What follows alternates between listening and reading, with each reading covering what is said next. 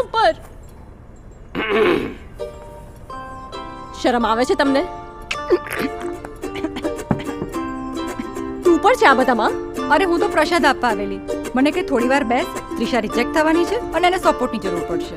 મને નહોતી ખબર તારી પાછળ લુંગી ડાન્સ કરીને તને રિજેક્ટ કરાવશે. Dad, you ruined my career. બેટા, ફેમિલી ઇમ્પોર્ટન્ટ છે કે career? I cannot believe you just said that. દીકરા, એક વાત સમજ. લગ્ન પછી તો તું જતી જ રહેવાની છે, અને એમાંય તારે મારાથી દૂર 4 વર્ષ ભણવા માટે જવું છે. હે દીકરા, હવે જ્યાં સુધી તારા લગ્ન ના થઈ જાય ને ત્યાં સુધી મારી સાથે જ રહે. પ્લીઝ ના જઈશ ને, પ્લીઝ.